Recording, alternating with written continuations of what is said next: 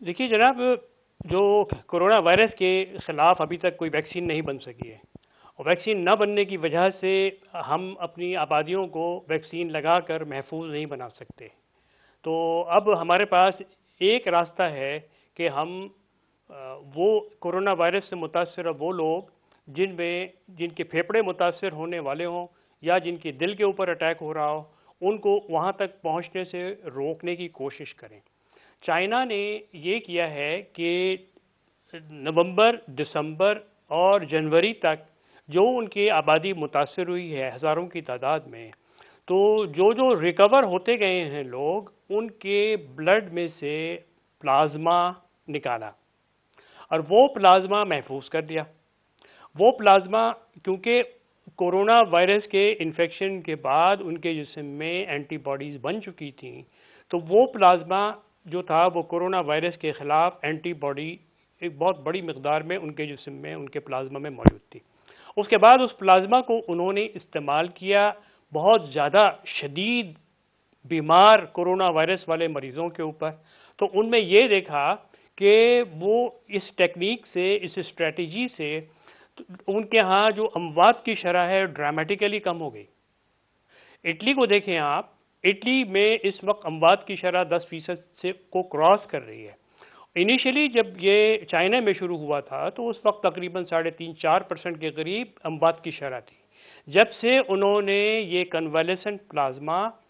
को passive immunisation के तौर पर अपने मरीज़ों को देना शुरू किया, तो ये अमवात की शरह कम हो के 3% से कम आ गई। 3% से कम आने के नतीजे में उनके यहाँ अब देख लीजिए कि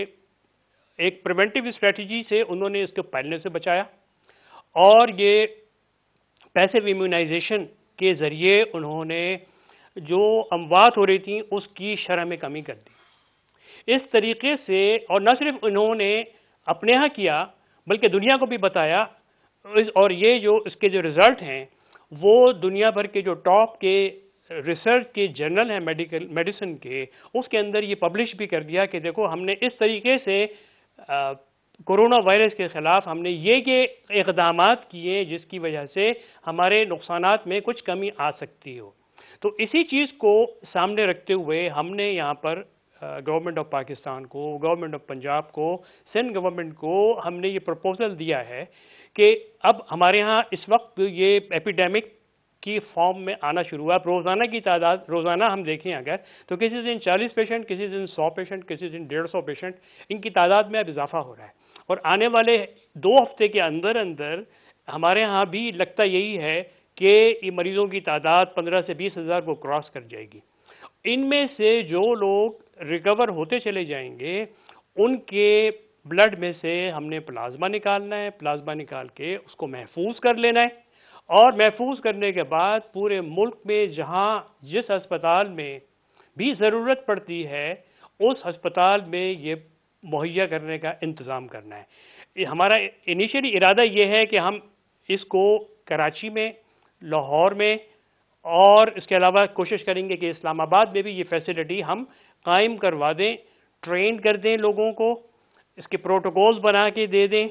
और उसके बाद ये किसको लगाना है, कितना लगाना है, कब नहीं लगाना, ये सारे के सारे लिख कर एक SOPs की फॉर्म में ये हम मुहैया कर देंगे पूरे मुल्क में, और ये दस्तयाब हो जाएंगे। इसकी ऐप की सूरत में भी दस्तयाब हो सकते हैं, वेबसाइट पे भी गवर्नमेंट की दस्तयाब हो सकते हैं। हमारा बुनियादी मकसद ये है कि जिस तरीके से पूरा मुल्क लगा हुआ है कि इसको फैलने से रोकना है, उसके बावजूद हमें शुबा ये है कि हमारे यहाँ इनकी तादाद, मरीज़ों की तादाद हज़ारों में पहुँचेगी। तो दूसरा हमारा ऑब्जेक्टिव ये है, पूरी कोशिश ये होनी चाहिए कि जो मुतासरीन हैं उनमें अमवात की शरह कम से कम हो। अमवात पे अगर हम काबू पा सकें तो ये हमारी बहुत बड़ी फतह होगी।